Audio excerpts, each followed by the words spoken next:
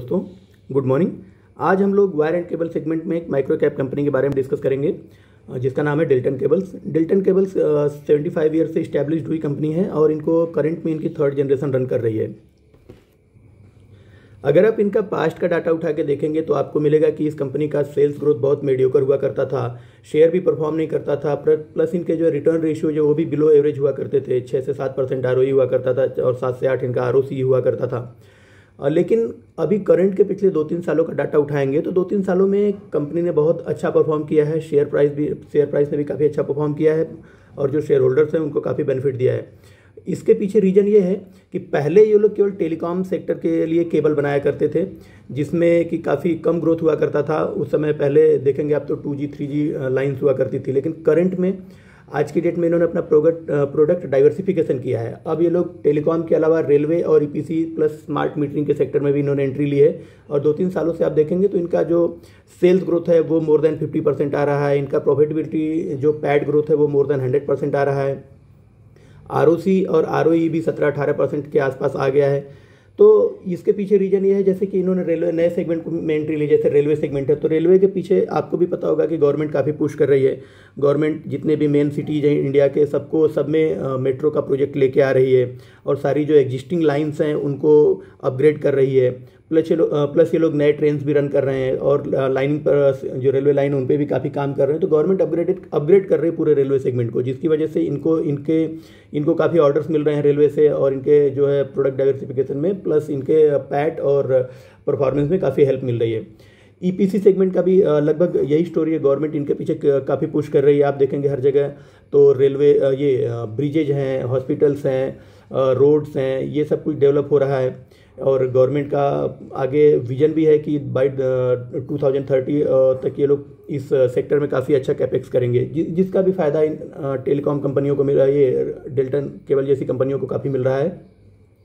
इसके अलावा इनका टेलीकॉम सेगमेंट में तो इनका पहले से ही प्रेजेंस है, प्लस ये लोग एक नए सेगमेंट स्मार्ट मीटरिंग में भी एंट्री कर रहे हैं। तो गवर्नमेंट का इसमें भी देखेंगे काफ़ी ज़्यादा पुश है। गवर्नमेंट आप सारे ही शहरों को ऑलमोस्ट जितने पुराने एग्जिस्टिंग हमारे ट्रेडिशनल मीटर इलेक्ट्रिक मीटर हुआ करते हैं तो उनको चेंज करके स्मार्ट मीटर अप्लाई कर रही है। तो ये लोग स्मार्ट मीटरिंग के लिए भी वायर्स और केबल्स बनाते हैं। आगे इनका रेवेन्यू ब्रेकअप देखते हैं तो इनका जो रेवेन्यू ब्रेकअप है एक्स्ट्रा हाई वोल्टेज की केबल से 10% है, हाई वोल्टेज की केबल से 30% है, लो वोल्टेज की केबल से 45% और मीडियम वोल्टेज की केबल से इनका 15% का टोटल रेवेन्यू ब्रेकअप है, रेवेन्यू जनरेट होता है इनको। और इनका प्रेजेंस देखेंगे पैन इंडिया प्रेजेंस है इनका और इनके सेल्स नेटवर्क पूरे इंडिया में है। तो आगे इनके प्रोडक्ट रेंज के बारे में हम डिस्कस करते हैं। तो इनके वर्सेटाइल प्रोडक्ट रेंज है जिसमें EPC केबल्स हैं, रेलवे केबल्स हैं, टेलीकॉम केबल्स हैं। इसमें भी आप देखेंगे EPC केबल्स में भी कई सारे प्रोडक्ट बनाते हैं लोग। रेलवे केबल्स और टेलीकॉम केबल्स जितने टाइप के केबल्स एंड वायर्स की रिक्वायरमेंट होती है इन सेक्टर्स में ये सारे के सारे ये लोग बनाते हैं और आप इनका प्रोडक्ट रेंज यहाँ देख सकते हैं। फिर आगे इन्होंने अपने डाइवर्स सेगमेंट के बारे में डिस्कस किया हुआ है कि अभी आप देखेंगे इंडिया में जितने भी फास्टेस्ट ग्रोइंग सेगमेंट हैं, चाहे वो एरोस्पेस हो, चाहे वो एनर्जी हो, स्मार्ट मीटरिंग सोल्यूशन हो, ऑयल एंड गैस हो, टेलीकम्युनिकेशन हो, रेलवेज हो, सीमेंट एंड स्टील हो, डिफेंस हो या ट्रांसपोर्टेशन हो, ये सारे के सारे ही गवर्नमेंटेड बैक्ड हाई ग्रोथ सेगमेंट हैं और इन हाई ग्रोथ सेगमेंट के इन सारी इंडस्ट्रीज में ही ये डेल्टन केबल अपना प्रोडक्ट मैन्युफैक्चर कर रहे हैं और इनको सप्लाई कर रहे हैं। तो जैसे जैसे इंडिया का आगे ग्रोथ होगा कंट्री का वैसे वैसे आप देखेंगे तो ये जो कंपनियां जो छोटी छोटी वायर एंड केबल बनाने वाली कंपनियां हैं जो जैसे डेल्टन केबल है और भी पैरामाउंट केबल्स हैं और भी कई सारी कंपनीज हैं जिनके बारे में आगे डिस्कस हम करेंगे। तो ये सारी कंपनियां भी इंडिया की ग्रोथ के साथ ही धीरे धीरे ग्रो करती जाएंगी आने वाले टाइम में। ये इनके क्लाइंटेल की लिस्ट है, जैसे कि ये 75 ईयर्स पुरानी कंपनी है तो इनके पास गवर्नमेंट के भी काफ़ी ज़्यादा प्रोजेक्ट मिलते हैं एज वेल एज इनके पास प्राइवेट कैपेक्स के लिए प्राइवेट प्लेयर्स के भी काफ़ी अच्छा खासा क्लाइंटेल लिस्ट है। आप देखेंगे तो इन्होंने लास्ट क्वार्टर में अडानी को ऑनबोर्ड किया था। इसके अलावा इन्होंने सपूरजी पालोनजी ग्रुप को ऑनबोर्ड किया था। इनके क्लाइंट की लिस्ट में आप देखेंगे सीमेंस है, अडानी है, कल्पतरू है, हनीवेल है, टाटा ग्रुप्स हैं, भेल है, NTPC है और आपका पावर ग्रिड है, GMR है, ABB, सेल, L&T है। तो ये सारे ही इनके पास एक स्ट्रॉन्ग क्लाइंटेल की लिस्ट है। और आगे फिर इनका स्ट्रेटेजिक ट्रांसफॉर्मेशन अगर आप देखते हैं तो जैसे हमने पहले डिस्कस किया था कि पहले इनके पास्ट में कितने हर्डल हुआ करते थे। इनका कॉन्सेंट्रेटेड प्रोडक्ट पोर्टफोलियो करता था, ये केवल टेलीकॉम सेक्टर के लिए केबल्स बनाया करते थे और इनका नॉन डाइवर्सिफाइड सेगमेंट था, किसी और सेगमेंट में लोग जाते नहीं थे और कॉन्सेंट्रेटेड क्लाइंटेल की लिस्ट थी, लिमिटेड क्लाइंटेल हुआ करते थे इनके पास। लेकिन इन्होंने इस चीज़ को पूरा ही ट्रांसफॉर्मेशन किया है। इन्होंने फोकस करते हैं ये लोग लार्ज प्राइवेट ईपीसी प्लेयर के ऊपर। फिर इन्होंने अपना इफेक्टिव मैनेजमेंट वर्किंग कैपिटल किया इन्होंने। फिर इनके जो मैनेजमेंट है उसमें कुछ नए लोगों के लोग लेके आए। इनकी खुद की भी थर्ड जनरेशन है जो ये करंटली इस बिजनेस को रन कर रही है 75 ईयर्स में। तो ये इनके जिसकी वजह से इनका आउटपुट आप देखेंगे तो इनका रेवेन्यू ग्रोथ बढ़ गया है, इनका प्रॉफिटेबिलिटी बढ़ गई है और इम्प्रूव्ड वर्किंग कैपिटल साइकिल हो गया है। फर्दर आगे इनका की ग्रोथ मैट्रिक्स हम देखते हैं। तो इन्होंने रिवाइटलाइज किया अपने सेल्स स्ट्रेटेजी को, इन्होंने मार्केट एनालिसिस किया, फिर कस्टमर टारगेटेड इन्होंने बिजनेस किया और कस्टमर को जैसा रिक्वायरमेंट है इसके अकॉर्डिंग इन लोगों ने अपना टेलर्ड सर्विसेज ऑफर किया है। और फिर इनका CAGR अगर आप देखते हैं तो FY22 से FY25 में 64% के CAGR से इनकी ग्रोथ हुई है। तो ये काफ़ी ज़्यादा है। और वायर एंड केबल सेगमेंट में आप देखेंगे तो 64% का CAGR किसी भी कंपनी का ऑलमोस्ट आपको नहीं मिलेगा, रेयरली एक दो कंपनियों का मिल सकता है, क्योंकि आप इस सेगमेंट के जो लीडर कंपनियां हैं, आइदर वो पॉलीकैब हो, आइदर वो KEI वायर हो, इन सब का अगर आप CAGR देखेंगे तो 22, 25, 26% के CAGR से इनका ग्रोथ आता है। और इसके बाद फिर इन्होंने अपना जो यूटिलाइजेशन था, कैपेसिटी यूटिलाइजेशन जो FY22 में इनका केवल 44% हुआ करता था, उसको बढ़ा के FY25 में 81% तक लेके आ गए। तो ये कैपेसिटी यूटिलाइजेशन क्यों हुआ? क्योंकि इन्होंने जो नए सेगमेंट में एंट्री किए उन सारे सेगमेंट से इनके पास इतने सारे ऑर्डर हैं कि ये अपने कैपेसिटी को कंटिन्यूसली यूटिलाइज किए जा रहे हैं। और आगे भी जैसे इनका पहले एक प्लांट हुआ करता था, उसके बाद इन्होंने 2 प्लांट किए और अभी करंटली ये लोग अभी अपना तीसरा प्लांट भी स्टैब्लिश करने की कोशिश कर रहे हैं। रेवेन्यू इनका FY22 से FY25 में 4.5 गुना ऑलमोस्ट इंक्रीज हो चुका है। और ये लोग और नए सेगमेंट को भी ऐड करने के लिए देख रहे हैं, जिससे इनका जो आगे आने वाले समय में इनका ग्रोथ मोमेंटम कंटिन्यूसली मेंटेन रहेगा।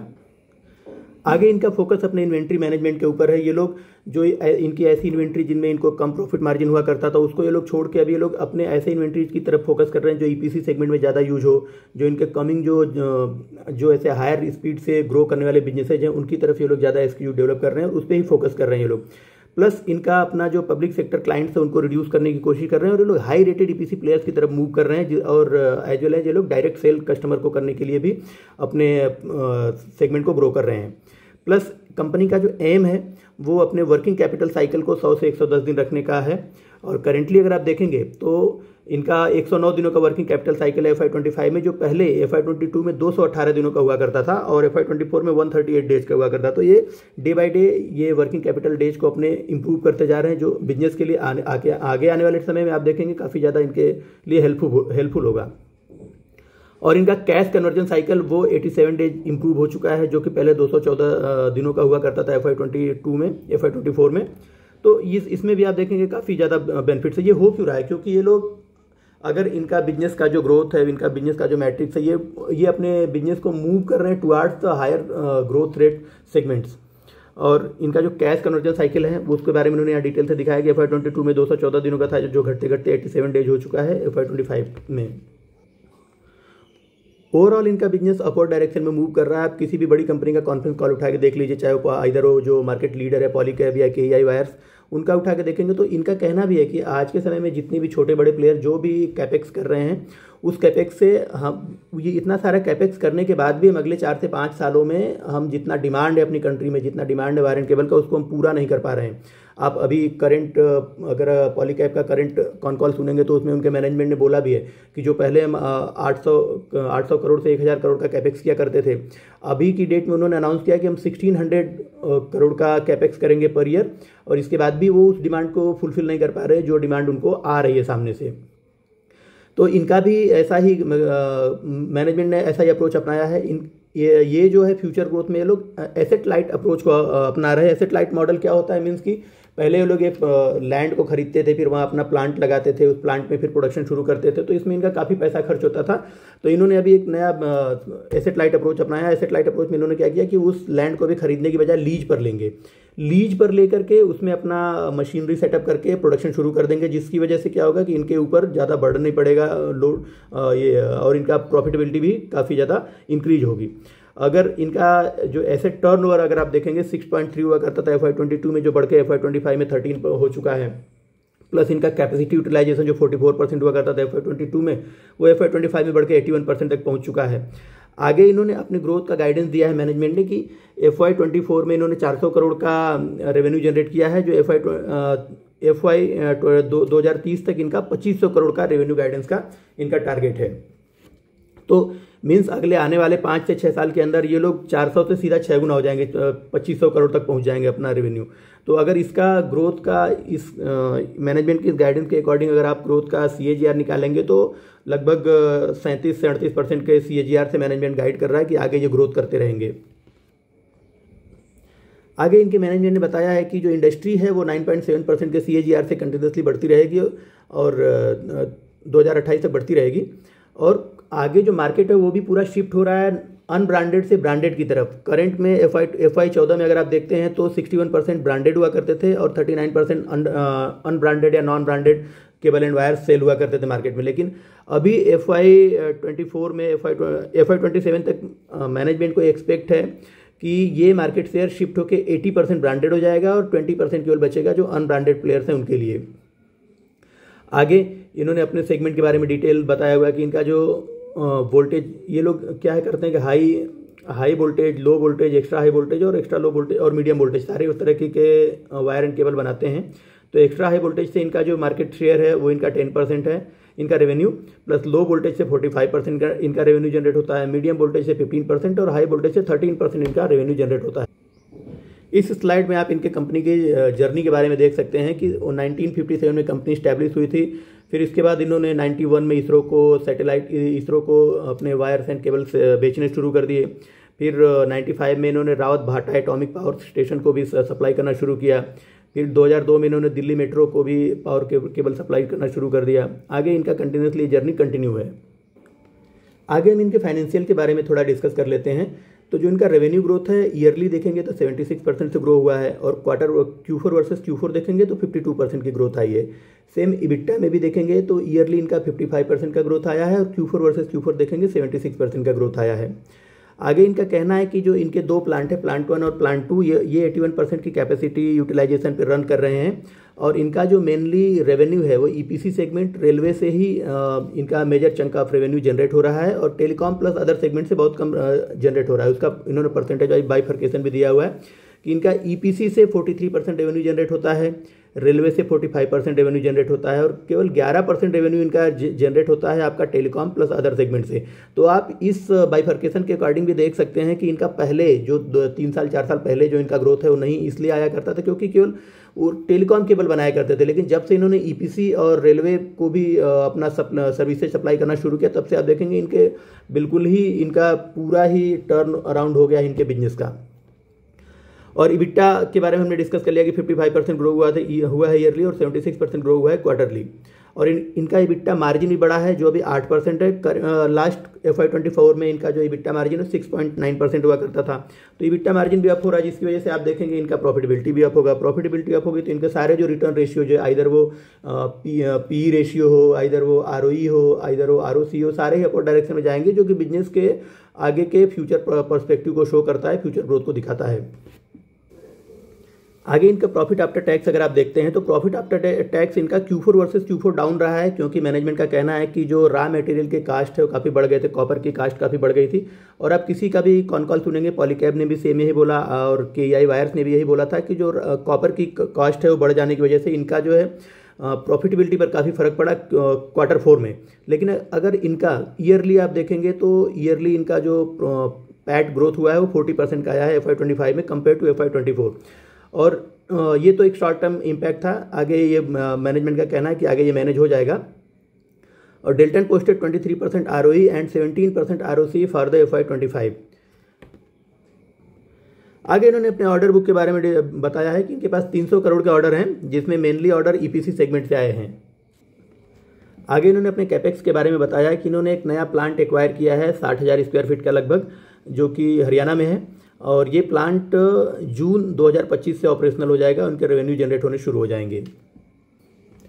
अगर इनका रिटर्न रेशियोज आप देखेंगे तो रिटर्न रेशियोज में जो FY 22 में इनका ROC 9% हुआ करता था जो FY 25 में बढ़ के अभी 17% तक आ गया है। और सेम इनका ROE का भी सेम स्टोरी, ऑलमोस्ट ये 1% हुआ करता था FY 22 में, 1% मतलब बिलो मीडियोकर था, बिल्कुल ही खराब हुआ करता था इनका ROE। लेकिन अभी ROE को भी अगर आप देखते हैं तो जो 1% हुआ करता था FY 22 में FY 25 में बढ़ के 23% तक हो चुका है। सेम वर्किंग कैपिटल डेज का है, 218 दिन हुआ करता था FY22 में, जो अभी घट के 109 दिन हो गया है, जो कि बिजनेस के पर्सपेक्टिव से काफ़ी अच्छा है। तो बिजनेस काफ़ी अच्छा कर रहा है। और हम अगर इनको कंपेयर करें बाकी दूसरे मैनेज, जैसे अब ये लोग तो कॉल करते नहीं है तो इनसे ज़्यादा क्वेश्चन आप कुछ पूछ नहीं सकते हैं, लेकिन जो इसी सेक्टर की जो लीडर कंपनियां हैं, इधर वो पॉलीकैब हो, KEI वायर हो या RR केबल हो, ये सारी कंपनियों के कॉन्फ्रेंस कॉल अगर आप सुनते हैं तो उनमें एक चीज़ तो समझ में आती है कि ये कंपनियां कितना भी अभी कैपेक्स कर रही हैं। सब सारी कंपनियों के कॉन्फ्रेंस कॉल में एक ही चीज़ निकल के आती है कि ये लोग कंपनियां, ये सारी कंपनियां ही अभी कैपेक्स कर रही हैं और आगे आने वाले 4 से 5 सालों में भी इंडिया में इतनी डिमांड है कि ये लोग इतना कैपिटल एक्सपेंडिचर करने के बाद भी उस डिमांड को फुलफिल नहीं कर पा रही हैं। तो ये 4 से 5 साल तक तो इनका ग्रोथ इंटैक्ट रहने वाला है। और इनको भी अगर आप देखेंगे तो ये भी अपना एक नया प्लांट लेके आ रहे हैं, और जो पुराने प्लांट इनके पास ऑलरेडी 2 प्लांट हैं, वो ये लोग मैक्सिमम कैपेसिटी यूटिलाइजेशन 81% पे तो चला ही रहे हैं। तो इन सारे बिजनेसों को ट्रैक करते रहेंगे हम लोग आगे, और प्लस इनका सेल्स ग्रोथ और ये सारी चीज़ें हम ट्रैक करेंगे, देखेंगे कि आगे इनका बिजनेस की डायरेक्शन में मूव हो रहा है। हाँ, इनमें एलोकेशन लेने का एक ये है जो मैं करता हूँ कि इसमें थोड़ा सा अभी मैंने जितना मुझे कैपिटल इनमें एलोकेट करना है उसका 25% एलोकेट किया है, और आगे मैं इनको ट्रैक करता रहूँगा। अगर मुझे आगे ग्रोथ दिखता है तो फर्दर मैं आगे और भी इसमें पैसे डालूंगा। Thank you.